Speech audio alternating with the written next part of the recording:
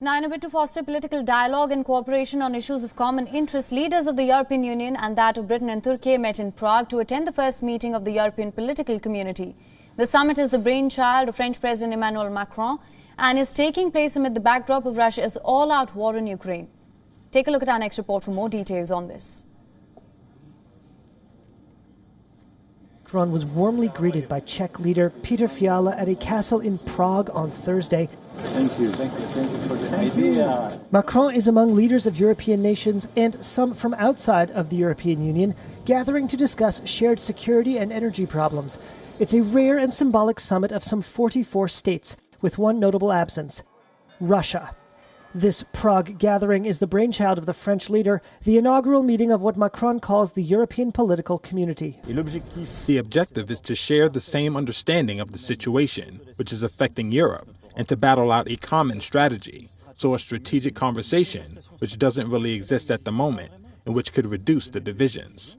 And I hope that we can come out of this with a common project. German Chancellor Olaf Scholz said that many of the problems facing those gathered stemmed from Moscow's invasion of Ukraine.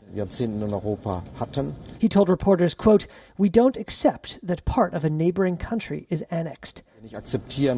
But beyond lofty declarations, there were doubts about the forum's concrete goals and actions. And apart from unity in the face of Russian military aggression, it's unclear what this gathering really unites, or what it might accomplish. In addition to core EU members, such as the German Chancellor, inside the castle, Turkish President Tayyip Erdogan put a friendly hand on the shoulder of North Macedonian Prime Minister Dimitar Kovacevski. Both nations are currently candidates to join the EU.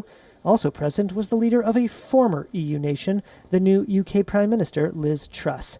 Pushing the boundary of what constituted Europe, Macron sat down with the president of Azerbaijan and the prime minister of Armenia, two former Soviet republics east of Turkey, who saw a fierce flare-up in armed conflict between them last month before a truce cooled things down.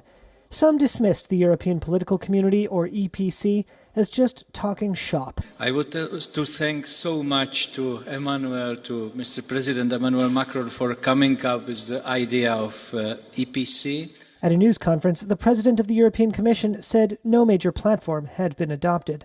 We did not adopt any official resolution.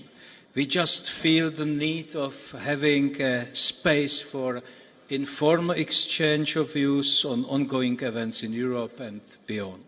Anything more might be difficult to manage, not just because of its size, but also because of its diversity and the traditional rivalries between many of its members, from Armenia and Azerbaijan to Greece and Turkey.